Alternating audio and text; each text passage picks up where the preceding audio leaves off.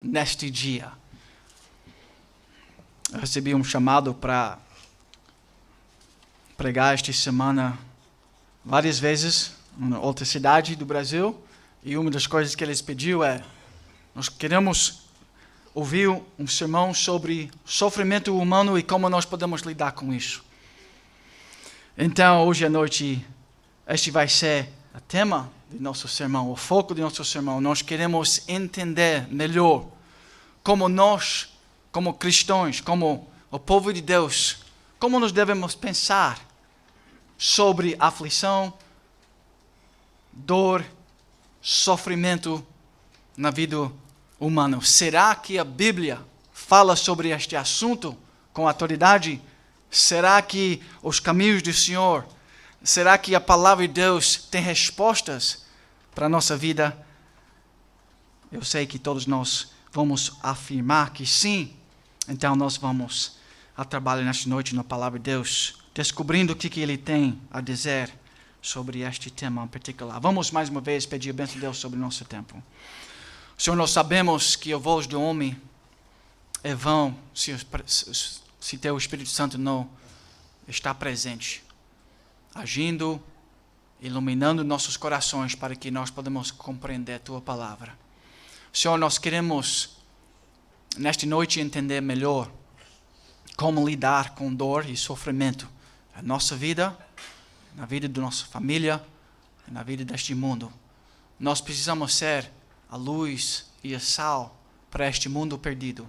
Então, faça que nós podamos ser diferentes para a glória de teu santo nome. Nós somos teu povo. Guia-nos, pastoreia nossos corações nesta noite, Senhor. Fala a nós. Em nome de Jesus aqui nós pedimos isso. Amém. A confissão de fé começa assim: todo o conselho de Deus, concernente a todas as coisas necessárias para a glória dele e para a salvação, fé e a vida do homem, ou é expressamente declarado na Escritura, ou pode ser logicamente, ou lógica e claramente deduzida dela.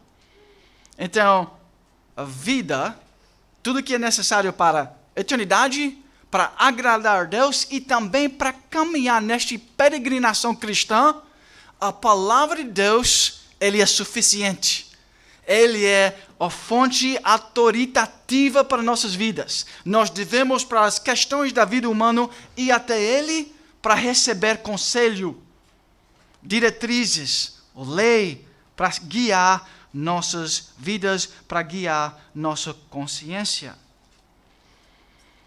Então, a Bíblia é suficiente para nos guiar até o céu e também para nos mostrar como viver neste mundo. Tem uma variedade de perguntas e questões neste mundo, nesta vida, na verdade. E a Bíblia é nossa fonte de conhecimento. Ela é suficiente para as coisas grandes, as grandes perguntas da vida humana e também para as detalhes da nossa vida. 2 Timóteo 3, nós falamos muito sobre esta passagem aqui, vocês vão lembrar ele bem. Toda a Escritura é inspirada por Deus. Quer dizer, a palavra é theopneustos, que Deus respirou. Ele falou, é a voz dele saindo do próprio Deus. Isso que a Bíblia é. Então nós temos uma visão muito elevada. A visão reformada da Bíblia é uma visão elevada. É a voz de Deus. Não é comparável à voz de homem, ou as vozes mais sofisticadas deste mundo, ou de toda a história. É além deste mundo. É uma voz diferente de todas as outras vozes neste mundo. E mais uma vez, as Escrituras contam um sentido tão claro que tudo quanto é necessário ao homem saber, seja para sua salvação, seja para guiá-lo em seus deveres práticos, pode-se aprender dela, da palavra de Deus. Hodge, comentando sobre isso, ele diz assim: cada artigo essencial da fé e regra de prática pode ser claramente deduzido da Escritura. Vamos adentrar um pouquinho e perguntar, mas como a palavra de Deus é suficiente para as grandes questões da vida? Porque nós devemos entender isto como base. As grandes conceitos da vida humana. Será que a Bíblia fala claramente sobre as grandes coisas? Todo homem deve perguntar essas grandes questões. Todos os grandes filósofos têm que tentar lidar com estas questões. E nós também, como o povo de Deus, devemos lidar com essas questões. Por exemplo, eu perguntei meus filhos vindo para cá se eles entendiam esta pergunta. Qual é a natureza da realidade? Qual é a natureza da realidade? É uma pergunta bem básica, não é verdade? É talvez a questão mais fundamental da humanidade. Em que tipo de universo nós vivemos? E sabe qual é a resposta? Gênesis 1:1 dá claramente a resposta para nós. No começo, Deus criou os céus e a terra.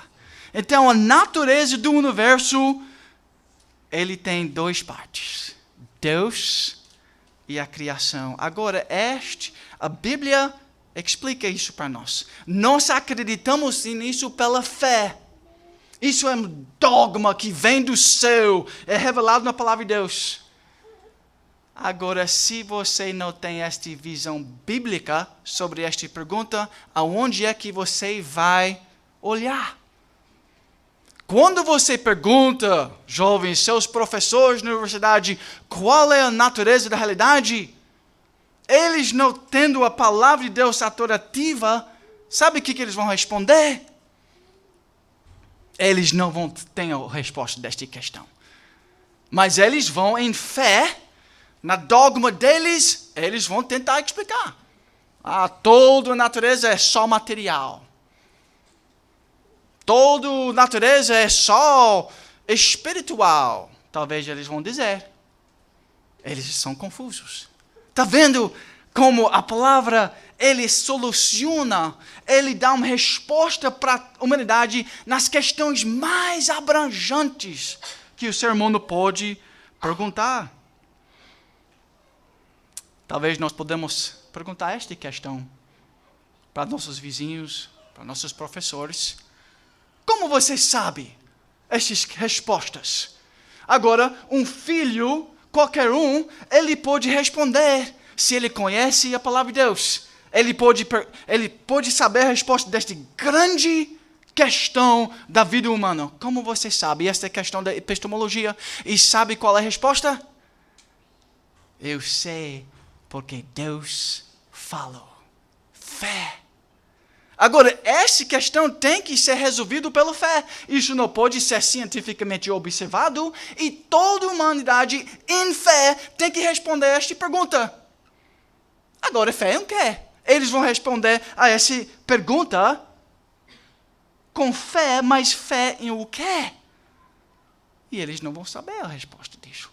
Fé no que os grandes pensadores pensavam. Fé no homem, no último análise vai ser isto, bem claramente. A resposta vai ser, como você sabe, nós vamos responder por causa da palavra de Deus. E eles vão responder por causa do voz de homem. Sempre vai acabar nestes fundamentos últimos. As grandes questões da vida. A Bíblia é suficiente? Mais uma outra grande questão. Como você deve viver? Ética, moralidade. Nós vamos responder como povo de Deus. Nós sabemos como viver porque Deus falou, Ele deu a nós a lei do Senhor. É claro. Você não deve matar, você deve amar seu próximo, você não deve roubar, você deve, sabe, é claramente decretado. Como nós devemos. Então nós sabemos viver. Nós sabemos o que é eticamente certo. E nós não temos dúvidas sobre isso, é certeza. Este é como nós devemos viver. Agora pergunta hoje para seus professores na universidade. Como nós devemos viver?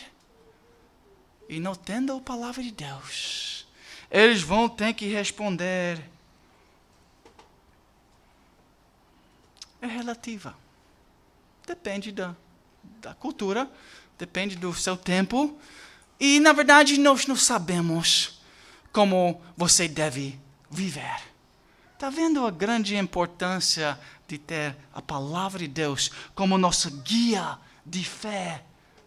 Essas questões fundamentais são bem básicas e toda a humanidade tem que responder, tem que ouvir e tem que mexer e entender essas questões básicas. Agora pensa sobre nosso país. Nós podemos pensar sobre qualquer lugar do mundo, mas nós somos no Brasil.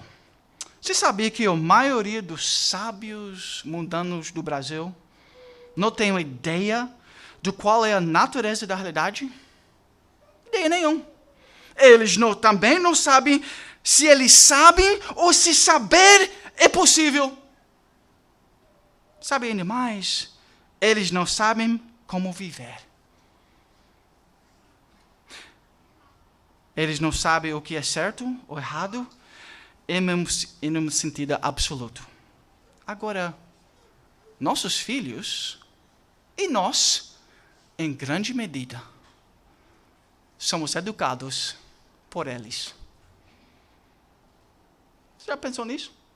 Nós somos educados e muitas vezes até nós vamos mandar nossos filhos para receber aconselhamento com pessoas que não sabem a natureza da realidade.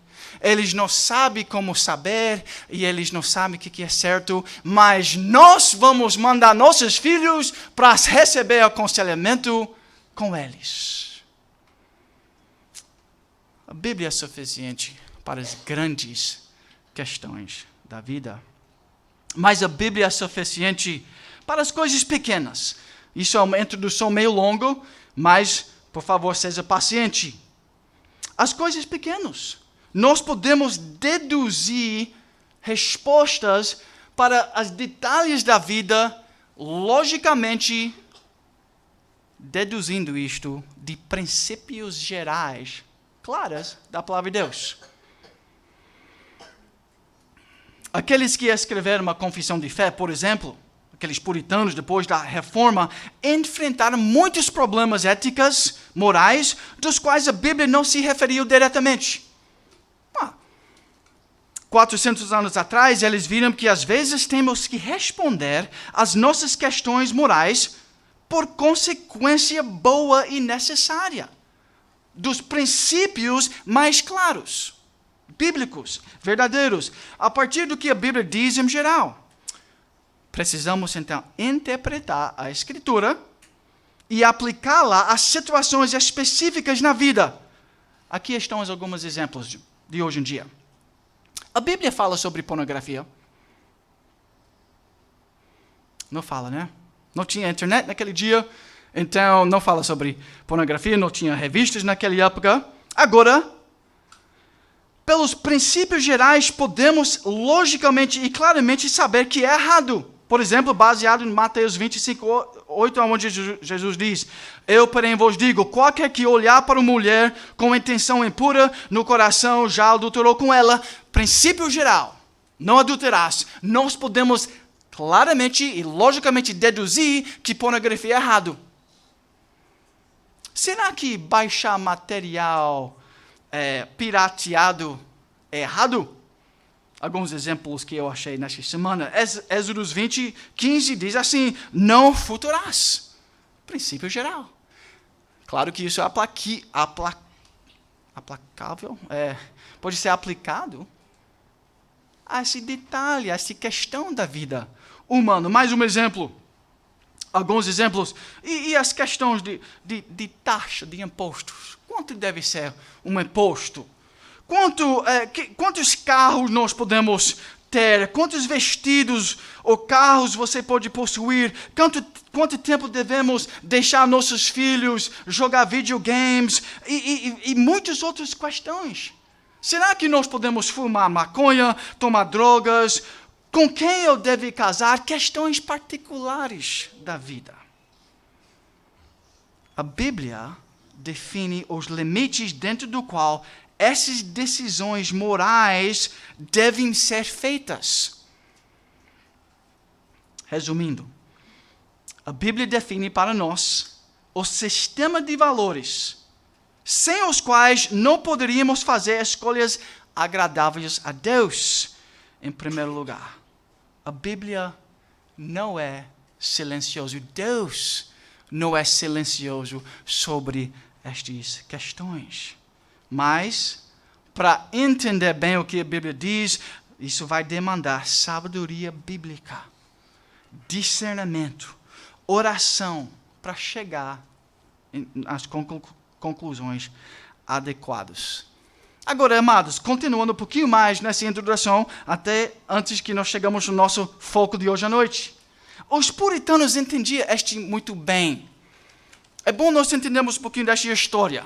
Lembra que a Igreja Católica Romana, por séculos, eles pastoreavam o povo. Como? Se tinha um problema de consciência no seu homem interior, você tinha uma dúvida, uma questão, um problema moral a resolver, e você foi para ele e confessou seus pecados. E ele viu aquele problema, provavelmente tinham algumas notações, muitos históricos, uma dogma, e dependendo do que você falou para ele, ele te mandou fazer isso, penitência, e você, depois de ter feito aquelas obras, você podia voltar, e se fez bem, de acordo com o julgamento dele, a igreja, podia te perdoar. Aí o povo era tranquilizado. Agora, a reforma jogou todo aquele sistema no lixo, dizendo que é sola Escritura, sola Cristo. Certo? Lembra? Então, um ataque da igreja de Roma foi contra estes novos protestantes. Eles fez piadas desses protestantes. Vocês não têm nenhuma história pastoral. Vocês não sabem lidar com pessoas? E os puritanos ouviram estes ataques. E eles queriam responder. E eles então falaram, sim, nosso princípio é só a Escritura, então vamos para a palavra de Deus. E eles desenvolveram naquele primeiro século, depois da reforma, o que é chamado casuística puritana. Era a arte da teologia moral aplicada com integridade bíblica a vários casos com que alguém é confrontado em sua consciência ou vida. Eles foram para a palavra de Deus, viram os princípios gerais da palavra de Deus, estudaram a palavra de Deus com profundeza, meditação, oração, e eles viram as respostas logicamente deduzidas destes princípios. Muitas vezes nós temos uma distância entre nossa teoria, a lei do Senhor, e nossa prática. Isso era um problema para eles, e eles queriam resolver. Nós muitas vezes temos uma distância entre o código, a lei do Senhor e nossos corações. A maneira que pensamos e vivemos. Isto tudo é teologia prática. E os puritanos eram os expertos nesta área. Por 100 anos eles não pararam de escrever, estudar volumes e volumes e volumes de literatura sobre a vida prática do homem. É interessante, nos últimos 100 anos, as igrejas protestantes, nós quase perdemos totalmente esta capacidade. Então, hoje, quando nós falamos em aconselhamento bíblico, ou nós falamos sobre a teologia prática, é meio estranho para nossos ouvidos, porque nós perdemos uma capacidade histórica da gente. Vocês podem falar um pouquinho mais sobre isso com Mark Jones, que acabou de escrever, acabou de ser traduzido um livro, Teologia Puritana, de 1.400 páginas por aí. Ele foi um dos autores daquele livro. Está aqui com a gente semana que vem. Mas a Bíblia, então, ele sim, é a história da redenção. Mas ele é um manual para o coração humano. Ele sabe lidar com nossos corações. O médico precisa conhecer o corpo humano, fisiologia. Ele precisa saber como o corpo humano saudável funciona. De modo análogo, um pastor precisa saber, a igreja precisa saber como a alma humana funciona. Em um relacionamento correto com Deus, na esfera da mente, da vontade, as motivações, as afeições. Ele também precisa ser capaz de reconhecer deficiências em qualquer dessas áreas, diagnosticar qualquer problema e prescrever o que é necessário para a cura, diz Jones e Beeke no livro. Essa era como os puritanos pensavam sobre a vida prática. Eles queriam analisar toda a vida como um olhar, uma lente teológico bíblico. Então eles eram homens saturados na palavra de Deus. Então, vamos, irmãos, com o resto do tempo que nos resta, vamos analisar de maneira relâmpago sobre este problema universal, sofrimento. Será que a Bíblia fala sobre sofrimento? O que nós podemos deduzir e como nós devemos pensar sobre sofrimento para a nossa vida, nossas esposas, famílias, vizinhanças e tudo mais? Então, primeiramente, irmãos, vamos para a palavra de Deus. O que a palavra de Deus tem a dizer sobre este assunto no nível macro, no grande esquema das coisas? Primeiramente, vamos pensar sobre sofrimento na criação. Ponto 1. Tinha sofrimento na criação? Não tinha sofrimento. Então, vamos para o ponto 2. Isso foi fácil para resolver. O segundo ponto, a queda. A queda começa a explicar o problema de sofrimento. Amados, nós somos um povo que deve entender sofrimento. Nós temos teologia para entender sofrimento. O mundo não tem como explicar sofrimento no nível macro. Eles vão tentar. Não, nós somos herdeiros de bilhões e bilhões de anos de evolução. Então, claro que nós vamos ter problemas. Essa é uma das maiores explicações que eles têm dado sobre sofrimento nos séculos recentes. Agora, a queda explica claramente. Então, vamos lembrar alguns aspectos importantes de Gênesis capítulo 3. Sofrimento no mundo caído. Eu vou ler para vocês Gênesis capítulo 3, alguns versículos.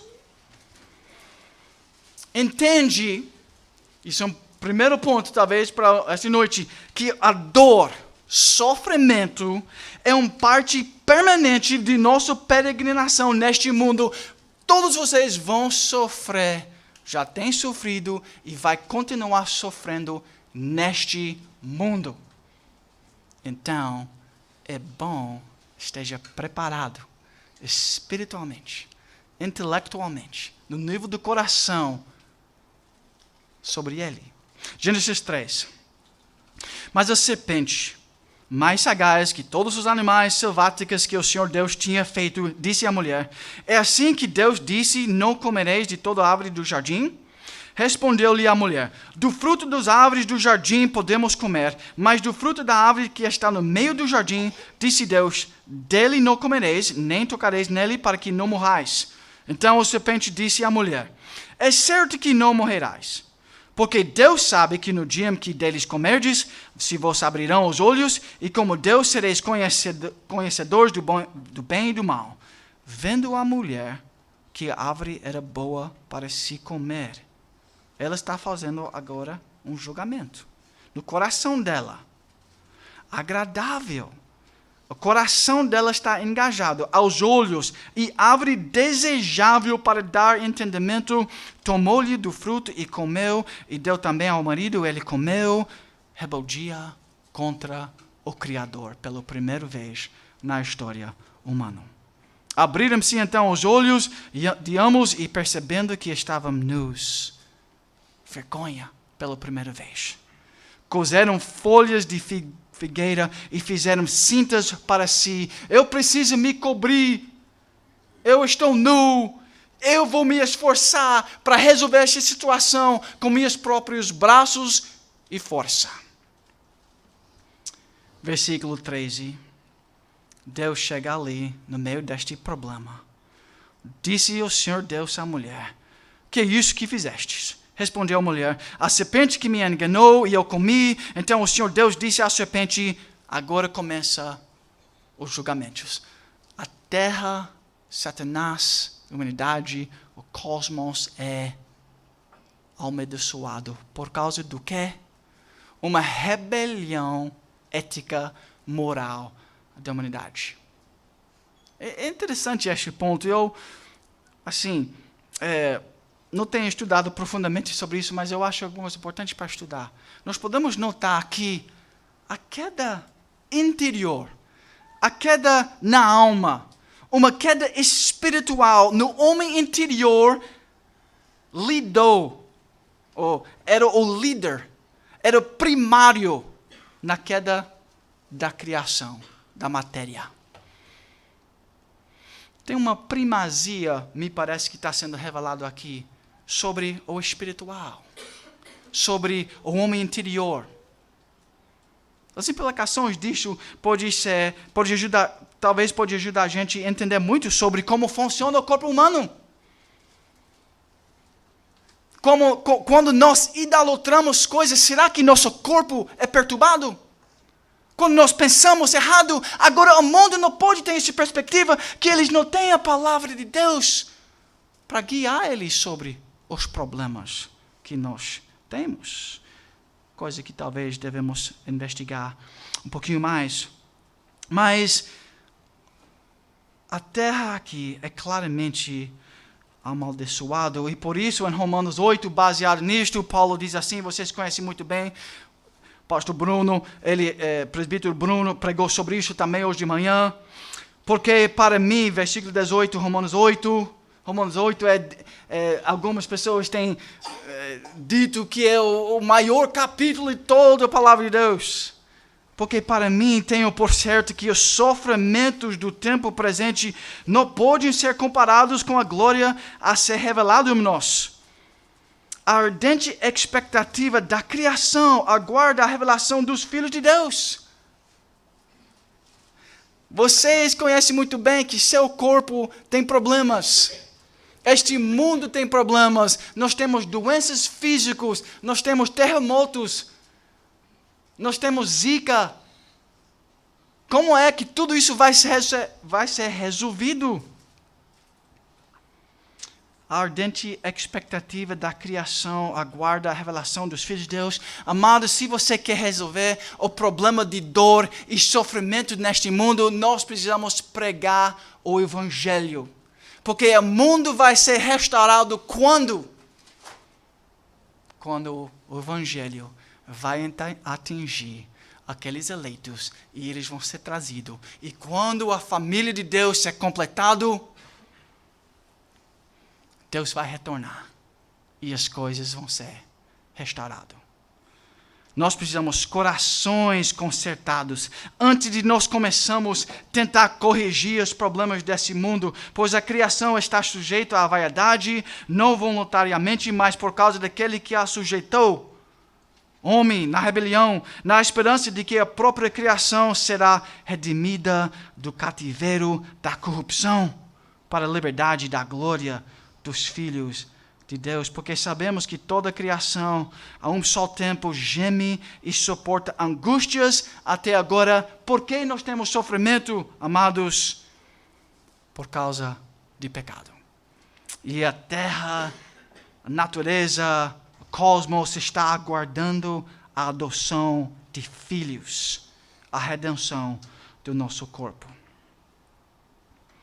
Então, a criação foi contaminado, perturbado quando a humanidade entrou na rebelião. Quando essa criação vai ser restaurada? Quando o homem é restaurado com Deus. A ética, o espiritual, mais uma vez, o moral, é a raiz do problema até no mundo físico. Então, paz verde, eu não sei se você chama isso do Brasil, Greenpeace, não vai resolver os problemas no oceano. Plantando árvores na cidade não vai resolver os problemas com nosso ar. Nem a tentativa de salvar as baleias vai resolver os problemas da humanidade. O reino ético e espiritual é a prioridade. Trata-se de eternidade. A criação é importante, mas ele segue o espiritual. Entendendo isso, né? Antigamente, a cidade nos países protestantes, pequenas cidades, sabe o que era o prédio principal? Era uma igreja. E a pessoa mais importante, mais bem pago na cidade, sabe quem era? Era o pastor, porque ele cuidava da eternidade. Era mais coerente com a realidade bíblica. Hoje em dia, isso é longe de verdade. Mas nós podemos ver, por causa da queda, a vida humana é cheia de tristeza, mágoa, relacionamentos quebrados, doenças terminais, a perspectiva da própria morte, depressão, injustiça, atrocidade, o medo silencioso que paralisa, memórias de abuso sexual, a morte de um filho e muitos outros problemas dolorosos não poupam ninguém neste mundo, nesta jornada. Dor e sofrimento são universais no mundo caído, amaldiçoado. Então, não se surpreende quando as coisas dão errado neste mundo. Primeiro ponto, crianças, as coisas vão dar errado muitas vezes na nossa vida. Não coloca sua esperança em qualquer coisa deste mundo. Agora, amados, nós nascemos ligados com este mundo. Nós nascemos com o coração enraizado, implantado neste mundo. E nós temos muita esperança nas coisas daqui. Isso é difícil de arrancar de nossos corações, mas Deus, Ele tem os meios de fazer isso. Então, retira seus olhos desta criação, deste mundo físico e coloca suas esperanças em Cristo Jesus. Como isso é um problema universal e é certeza que vai acontecer em nossas vidas, vamos estar preparados para este grande problema que nós vamos ter na vida humana. Agora, a queda explica este problema. Agora, vamos analisar rapidamente. Eu estava lendo o Dr. Edward Welch explicando isso, eu achei muito interessante sobre a queda. Tem alguns personagens importantes quando nós pensamos sobre sofrimento. Quem são os personagens importantes neste tema bíblico de sofrimento? Primeiro, não na lista de prioridade, mas certamente Satanás é um personagem neste problema de sofrimento no mundo. Gênesis 3 diz assim, nós acabamos de ler Gênesis 3. 1 Pedro 5,8 diz assim, ele é como um leão que ruge procurando alguém para devorar. Ele é um inimigo e ele está atrás de nós para derrubar nossa fé, nossa vida. Então, nós temos um grande inimigo. Satanás é uma figura importante. Adão é uma figura importante neste problema de sofrimento. Dor e sofrimento entraram no mundo após o pecado de Adão. O presbítero Bruno mencionou Romanos 5. Portanto, assim como por só um homem entrou o pecado no mundo, e pelo pecado a morte, e assim também a morte passou a todos os homens, porque todos pecaram. Nós estamos vendo que a Bíblia é bem claro, ele explica claramente para nós sobre este problema de sofrimento e de dor neste mundo. Outras pessoas também são importantes.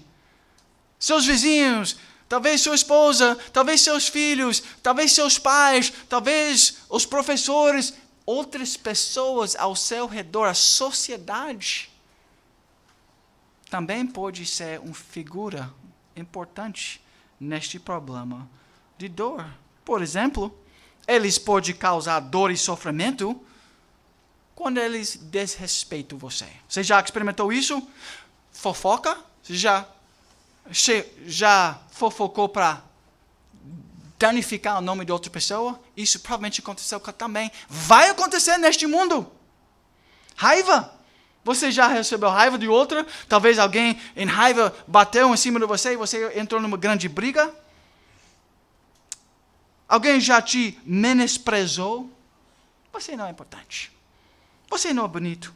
Ódio, briga, homicídio, estupro, abandono, traição, exploração, isso tudo é causado por outras pessoas.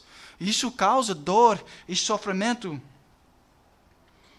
1 Pedro 2:3 diz assim, e vocês podem só ouvir, porque eu vou para muitas passagens. Também movidos por avareza, farão comércio de vós. Já foi usado? Com palavras fictícias, já foi derrubado por palavras de outras pessoas que não queria que você chegasse naquele lugar. Isso acontece, isso é comum na vida humana. Nós devemos estar preparados para estas realidades como o povo de Deus. Salmo 72 é muito importante para explicar tudo isso sobre outros. Deixa eu ler algumas palavras de Salmo 72. Somente em Deus, ó minha alma, espera silencioso. Dele vem a minha salvação. Sou Ele a minha rocha e a minha salvação, e o meu alto refúgio, não serei muito abalado. Quando Deus é nosso alto refúgio, não serei muito abalado. Mas nosso problema é muitas vezes nossos olhos são retirados de Deus e nós começamos a olhar para o homem. E olha como o salmista descreve o que o homem faz. Até quando acometereis vós a um homem, todos vós para o derribardes, como se fosse uma parede pendida ou como muro prestes a cair? Só pensam em derribá-lo da sua dignidade. Na mentira se comprazem, de boca bendizem, porém no interior maldizem. Talvez você já fez isso contra outras pessoas. Você fala bonito para eles, na presença deles, mas no seu coração você tem inveja. Agora, se isso acontece com você de vez em quando, amados, imagina se isso não acontece com todo o povo do mundo. A queda é uma realidade em todo o coração. Então, naturalmente, por causa da queda, por causa da carnalidade, nós somos pessoas assim. Isso até entra muitas vezes na igreja. Então, por isso, pessoas entram na igreja muitas vezes, cheio de hipócritas. E é mesmo. Versículo 9. Somente vaidade são os homens plebeus. Falsidade, os de fina estirpe, pesado em balança, eles juntos são mais leves que a verdade. Por que nós vamos confiar em homens? Não confiais naquilo que extorquis, nem vos vanglores na rapina. Se as vossas riquezas prosperam, não ponhas nelas o coração. Aqui ele fala sobre riquezas. Também não coloca seu coração nas riquezas, porque também eles são passageiros. E você vai ficar com dor e sofrimento se você coloca seu coração nestas coisas passageiras. Então, a natureza, o cosmos, por causa da queda, mais uma vez, é amaldiçoado. Zika, tempestades, nós falamos sobre tudo isso já. Mais uma figura importante neste problema de dor. Nós já vimos que Satanás é uma figura importante. Nós já vimos que Adão é uma figura importante. Nós já vimos que outras pessoas vão causar dor e sofrimento. E sabe quem mais? Eu mesmo, cada um de vocês. E talvez esse deve ser nosso foco principal. Nós vamos sofrer por causa de nós mesmos. Nunca, num mundo caído, nós somos sofredores inocentes. Nós somos parte da queda. Nosso sofrimento é por causa de nosso próprio pecado, muitas vezes. Agora, nós clareza sobre isso. Não é verdade que o sofrimento é sempre um resultado direto do pecado pessoal. Então, nós não devemos julgar a situação das outras pessoas. Ele está doente, então certamente é porque ele pecou. Isso seria um erro que Jesus falou exatamente sobre isso. Não é sempre assim. Agora, como nós acabamos de ler em Salmo 62, a perspectiva de nosso coração é muito importante. Sua interpretação do que está acontecendo ao seu redor, sua interpretação do sofrimento, sobre a dor própria, é muito importante. Quer dizer, o coração, seu coração, é muito importante em tudo isso.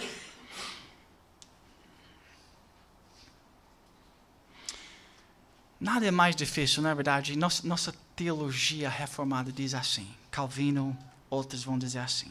Nada é mais difícil do que deixar de lado os pensamentos carnais. Está conosco. Inveja, né? O desejo pelo poder, sucesso, beleza, está conosco. Glória, autoglorificação.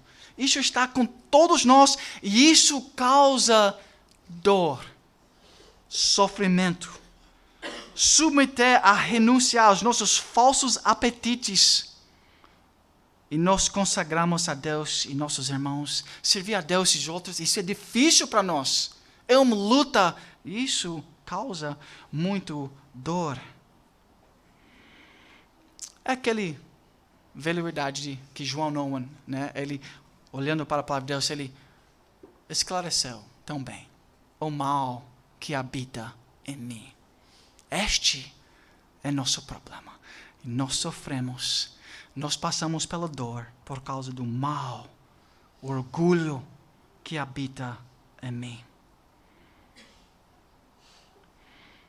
Tanta hipocrisia. Nós queremos tanto adulações. Isso tudo é muito pernicioso e está ligado à nossa carne. Agora, mais uma figura importante. É o próprio Deus. Deus também é uma figura importante sobre dor e sofrimento. Ruth 1:20 diz assim, em Ruth 1:20, está escrito as palavras de Noemi. Porém, ela lhes dizia, não me chameis Noemi. Chamei-me Mara, porque grande amargura me tem dado o Todo-Poderoso. João 2:9 diz assim, então sua mulher lhe disse, João 2:9, então sua mulher lhe disse, ainda conservas a tua integridade? Amaldiçoa a Deus e morre. Mas ele respondeu, falas com qualquer doida? Temos recebido o bem de Deus e não receberíamos também o mal? Deus é soberano sobre o mal e sofrimento que acontece em nossas vidas. E nós temos muitos outros versículos que relatam esta mesma verdade.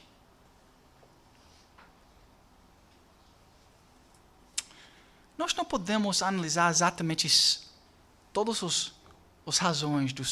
Será que este sofrimento é por causa do meu coração? É por causa dos outros? Será que isso é Satanás? A Bíblia não diz assim, você tem que saber exatamente, detalhar a razão. Mas ele existe. O que a Bíblia requer de nós? Viver obedientemente no meio de dor e sofrimento. Olha as palavras de Jó. Jó diz assim.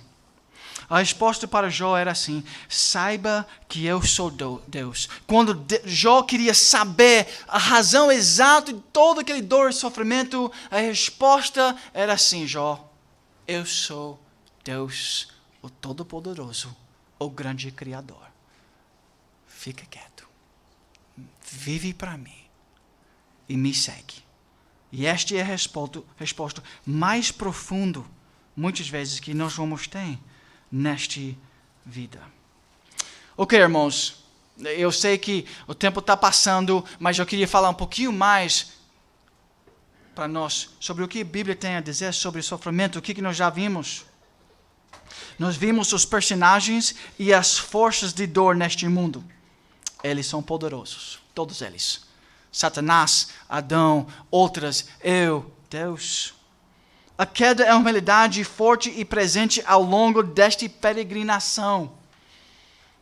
Crianças, vocês que têm muita esperança nesta vida para fazer várias coisas, espera, coloca no seu coração uma realidade bem presente.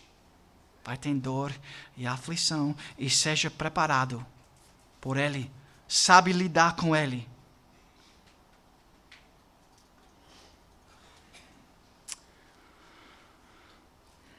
Agora tem uma outra perspectiva. Nós já vimos a criação, não tinha dor. Nós já vimos o problema da queda, a explicação de toda a dor. Agora nós entendemos por que dor e sofrimento acontecem. Isso já deve ajudar nossa mente e nossa alma a entender a situação. Agora vamos analisar o terceiro ponto. A redenção. A perspectiva cristã sobre dor e sofrimento. Vamos colocar nossas lentes cristocêntricos, teológicos, bíblicos e aplicar isso a esta ideia de dor. Redenção. Nós precisamos ver com novos olhos, nova criatura é em Cristo. Então, como lente bíblica, nós podemos aprender como sofrer para a glória de Deus.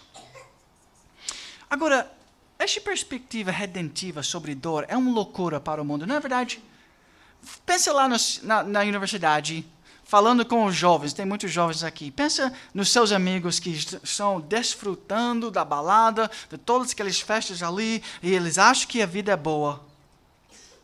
E você vai falar para eles, Gálatas 2:20, estou crucificado com Cristo. Logo, já não sou eu quem vive, mas Cristo vive em mim. E esse viver que agora tenho na carne, vivo pela fé no Filho de Deus, que me amou e a si mesmo se entregou por mim. Uma visão cristocêntrica sobre a vida, sobre dor. Eu não vivo mais, eu sou morto, mas Cristo vive em mim. Agora, a visão secular de nossos amigos, os vizinhos, é este. É extremamente importante que nós encontramos realização.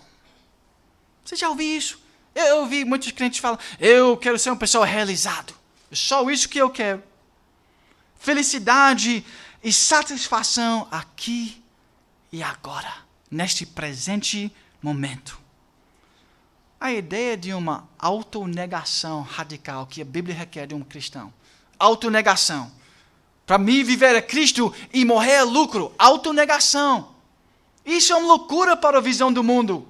Eles têm uma perspectiva, óculos diferentes sobre dor e sofrimento. Eles têm uma visão secular. E eles são guiados pelos aqueles princípios. Lembra aqueles princípios básicos que nós falamos no começo? Que não existe Deus. Nós não sabemos o que é certo e errado. Nós não sabemos aonde nós estamos indo. Então, com esta perspectiva, eles analisam a dor e eles querem fugir de dor de qualquer preço.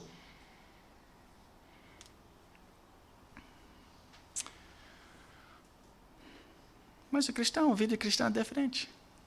Romanos 12, vocês conhecem muito bem, né?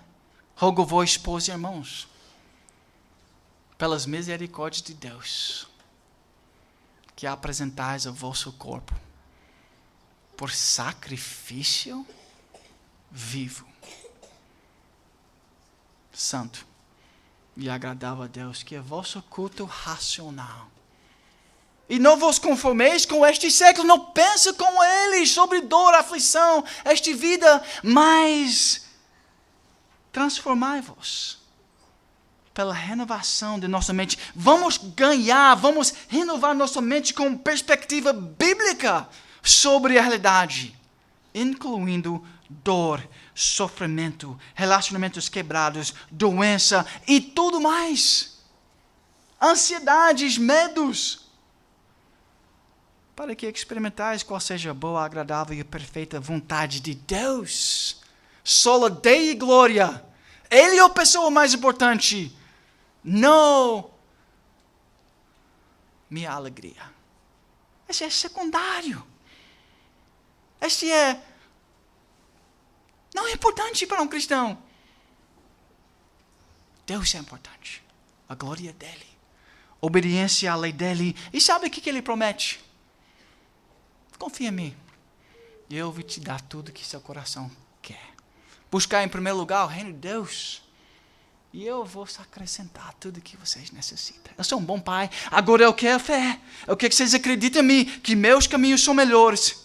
Que eu sou mais belo de tudo que este mundo tem que oferecer. Porque se você acredita naquele mundo que está oferecendo tanto, você está me negando. Eu não posso abençoar este tipo de escolha.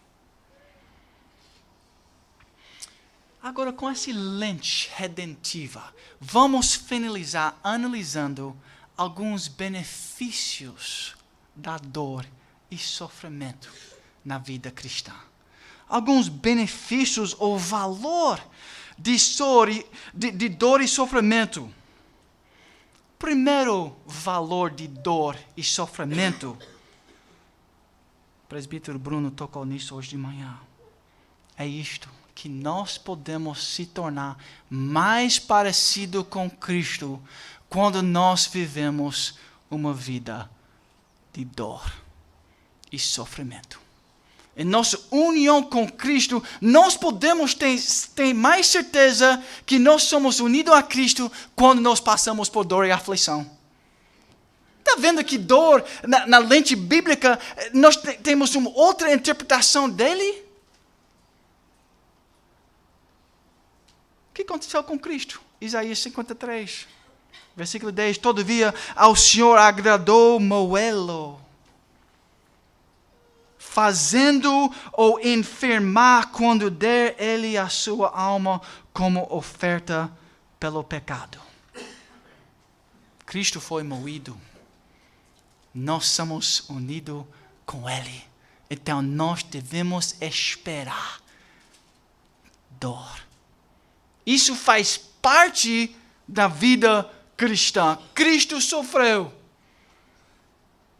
Nós vamos sofrer. Marcos 8:31 diz assim: então, como sou ele a ensinar-lhes que era necessário que o Filho do Homem, Jesus, sofresse muitas coisas. Seria estranho para nós, né? Um cristão.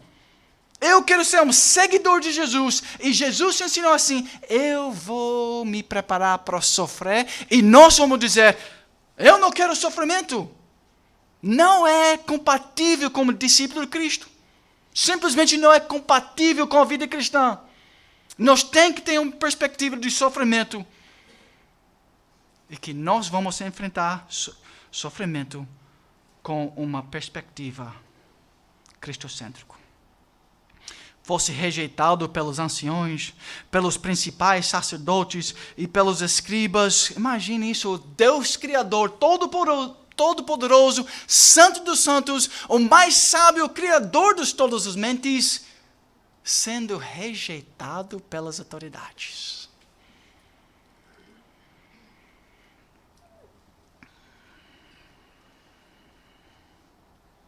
Nós somos aperfeiçoados por meio do sofrimento. Nós somos santificados por meio do sofrimento. Então Jesus diz assim, o apóstolo Paulo falando para Timóteo, e todos nós, participa dos meus sofrimentos como bom soldado de Cristo Jesus. Um soldado sabe sofrer. Ele está pronto para a batalha. Ele não tem medo do inimigo. Ele está preparado para aquilo. E amados, nós temos um cristianismo fraco hoje em dia. Nós não aguentamos nem um pouco de dor. Um pouco de dor e nós vamos fugir com medo. E quando os muçulmanos vão invadir aqui, nós vamos ter medo porque eles são poderosos e eles vão morrer por causa deles, mas nós não. Esse tipo de cristianismo não anima ninguém. Não é forte, não é viril. Nós queremos escapar, nós não queremos que nossos filhos enfrentem nenhum tipo de dor e sofrimento. Nós pagamos caro para que eles tenham cuidado profissional, para que eles não sofrem neste mundo. Mas isso não é perspectiva puritano, reformado, bíblico, cristocêntrico. Tem dor neste mundo. Romanos 8, 28 diz assim: sabemos que todas as coisas cooperam para o bem daqueles que amam a Deus, daqueles que são chamados segundo o seu propósito. Porquanto aos que de antemão conheceu, também os predestinou para serem conformes à imagem de seu Filho. Filho, Cristo. Ele sofreu. Deus te chamou para ser conforme à imagem dele. Nós vamos ter que aprender a sofrer como Cristo sofreu.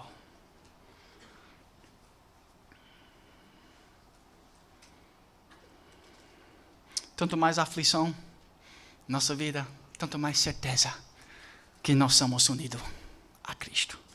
Que pensamento forte para ajudar a gente nesta caminhada, nesta peregrinação. Nós não precisamos ter tanto medo de sofrimento. Agora, amados, esse só foi o primeiro. União com Cristo. Isso faz parte da vida cristã. Então, amados,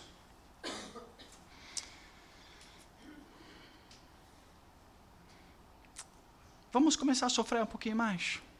Vamos colocar nosso orgulho de lado um pouquinho. Sabe, é difícil lavar as louças, não é verdade? É difícil limpar o chão. É difícil cuidar com o nosso próximo. Mas vamos esquecer de nós um pouquinho mais. E quando nós fazemos isso na igreja, no corpo de Cristo, o corpo se torna mais lindo. Mas é dor. É sofrimento servir. Jesus, ele chegou aqui, ele lavou os pés dos discípulos. Isso é um tipo de sofrimento, não é verdade? Para Todo-Poderoso, o Criador de todos os pés, tinha que lavar aqueles pés cheios de chulé. É isso. É uma vida de sacrifício. Não vou ter tempo para terminar todos os benefícios, mas eu queria, me permite mais 2. Tem muitos benefícios de dor e sofrimento.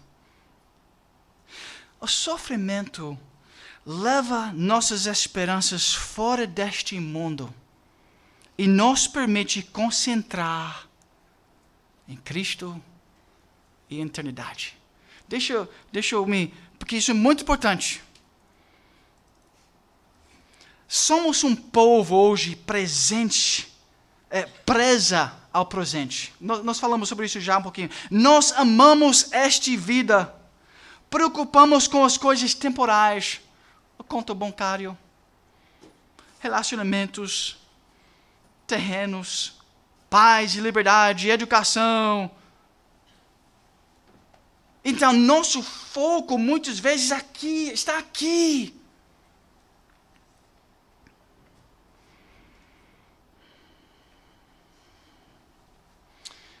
Segundo Coríntios 4:16 diz assim: por isso, não desanimamos. Pelo contrário, mesmo que o nosso homem exterior se corrompa, contudo, o nosso homem interior se renova de dia em dia. Porque a nossa leve e momentânea tribulação produz para nós eterno peso de glória, acima de toda comparação, não atentado nós nas coisas que se veem, mas na que se não veem, porque as que se veem são temporais, mas as que se não veem são eternais. E a Bíblia requer para todo cristão: olhe para a eternidade, olhe para as promessas de Cristo para o céu. Coloca a sua visão ali, mas nosso problema é que nossa visão é aqui. Dinheiro, fama, riqueza, casamento, filhos. E nosso coração está aqui, agora. Tem poucos ferramentas no armamento de Deus para nós arrancar o amor deste mundo do que sofrimento e dor. Quanto mais dor, quanto mais sacrifício, quanto mais nós estamos preparados para ir embora daqui, para aquelas promessas eternais, onde vai ter um descanso eternal. Quanto mais serviço, quanto mais filhos, quanto mais pessoas na sua vida que você serviu, quanto menos medo das coisas daqui. Menos medo de morrer. Medo de morrer? Eu estou pronto para morrer. As promessas dali são bem maiores daqui.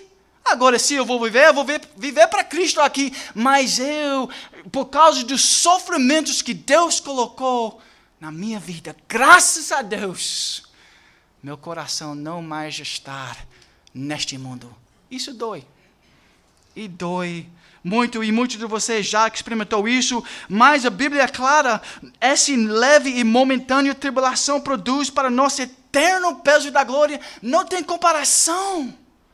A glória que nós vamos receber comparado com essa dor, este câncer, este joelho quebrado, esse corpo totalmente fraco. Tantas pessoas têm experimentado isso recentemente neste país. Quantas pessoas perdeu bilhões, milhões de reais nestes anos, 2 anos? Perdeu casas, comprava casas para um preço alto, agora eles valem menos de metade. E muita gente desanimada com tudo isso. Mas sabe o que um pastor faz com isso?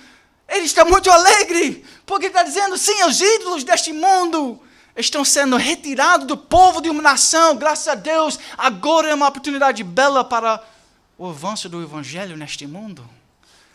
As pessoas estão mais preparadas.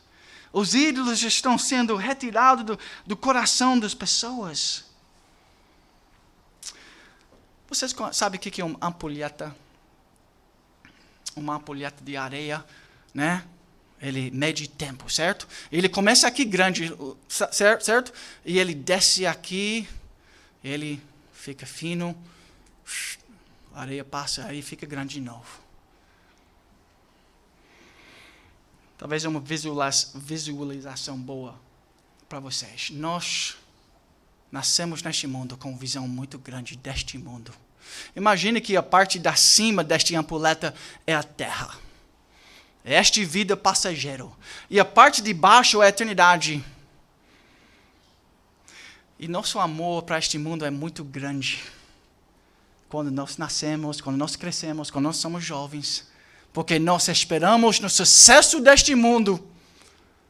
Mas com cada sofrimento, com cada dor, com cada dificuldade, com cada câncer, com cada morte de um filho, nosso amor e apego a este mundo é desfeito.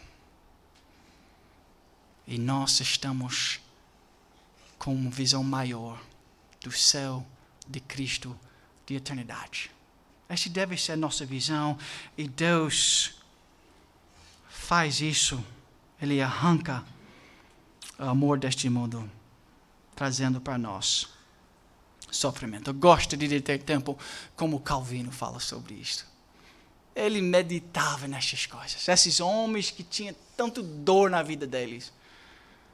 Naquela época eles não tinham médicos para tirar todo tipo de dor. Eles tinham guerras, eles tinham... Pense na época dos puritanos. A vida na Inglaterra puritana não era fácil. Desde os 11 filhos de John Owen morreram na infância. 10 filhos morreram. E o que sobreviveu até a idade adulta também faleceu antes do pai. Ele viu todos os filhos morreram. O atendimento médico era bastante primitivo e se comparado aos padrões atuais. De que outra forma seria possível explicar o fato de Richard Baxter engolir uma bala de ouro esperando por efeitos extraordinários? Tanto sofrimento, ele engoliu uma bala de ouro na esperança que ele pode ser curado de algum problema. Imagina a loucura de fazer isso hoje em dia. Que teria sua saúde bem mais sérios e peculiares àquela época. E lugar foram as agitações, perturbações, destruições e mortes provocadas por uma guerra civil que estendeu ao longo de décadas. A constante ameaça de invasão e conquista pelos potenciais católicos romanos hostes da Europa, o perigo sempre presente de incêndio nas grandes cidades e os episódios recorrentes de epidemias mortais que assombravam a Europa naqueles tempos. Ele sabia o que era sofrimento, por isso eles tinham que desenvolver uma teologia que podia suportar todo aquele dor. Amado, se Deus tem colocado muita dor e sofrimento na sua vida, com perspectiva redentiva, você pode olhar para aquele dor e dar graças a Deus, porque está te fortalecendo. Está trazendo seu coração para um lugar mais sólido.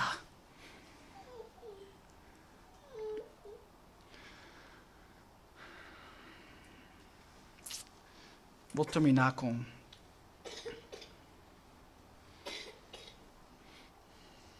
um exemplo de nosso pastor Kleber. Né?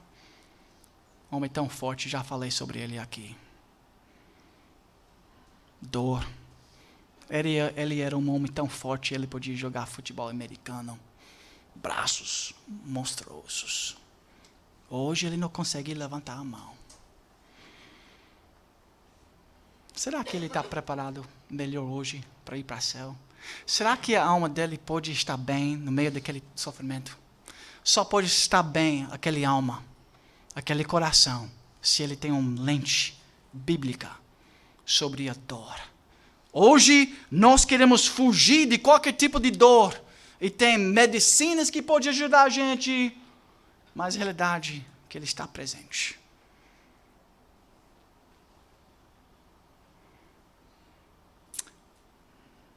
Ele está silenciando Satanás. Um outro benefício de passar pela dor.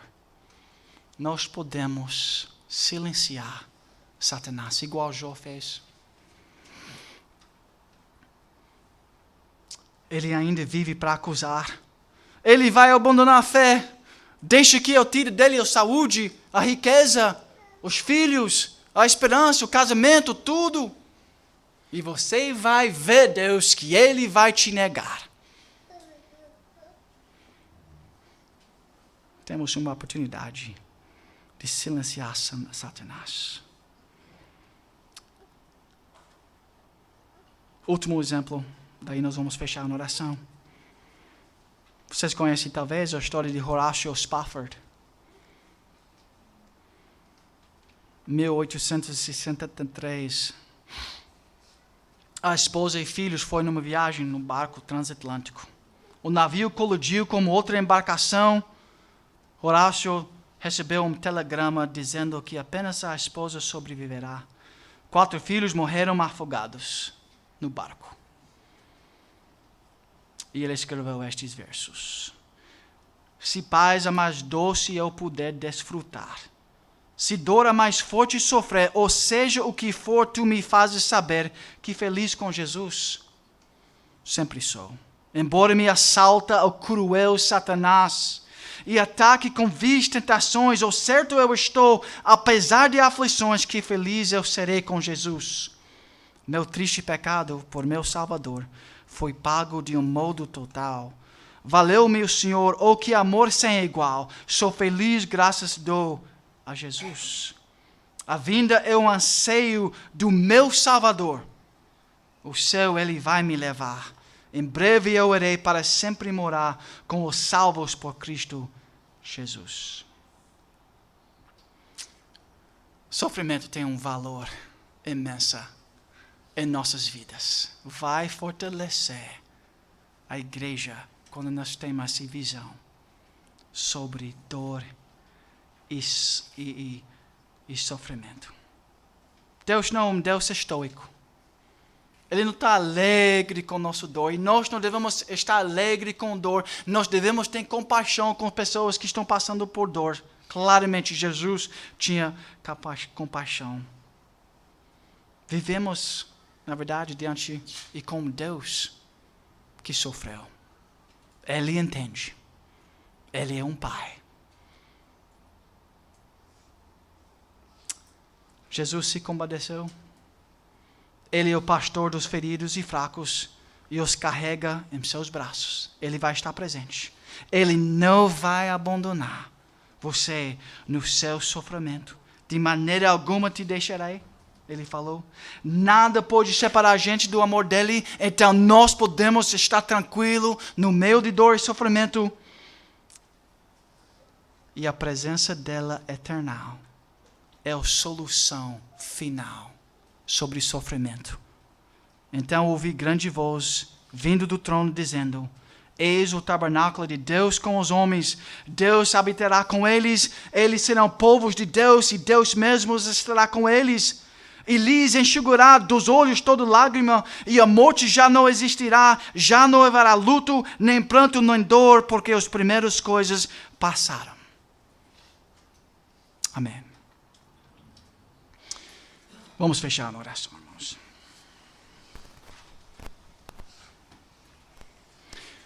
Senhor nosso Deus e Pai, nós estamos diante de Ti nesta noite, gratos, Senhor, por Tua palavra, que nos guia de maneira bem prática, que tem as soluções, que tem as respostas para as questões mais grandes que o ser humano pode ter.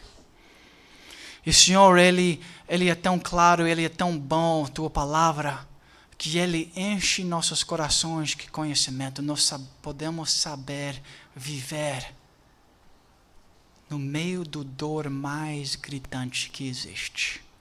Nós podemos passar pela dor, medo, ansiedade, com as promessas do Evangelho e todos os princípios da palavra de Deus, do lei do Senhor, nos guiando. Senhor, ajuda a Tua igreja.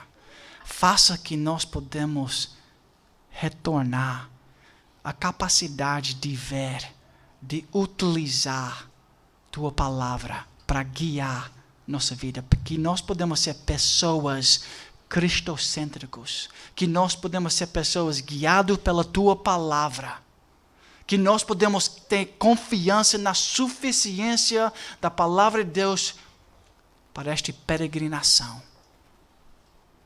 É isso que nós pedimos, Senhor, para a bênção da Tua igreja, para o avanço do Teu reino aqui na terra, para fortalecer Teu povo aqui, para que o Evangelho seja espalhado e Cristo seja exaltado.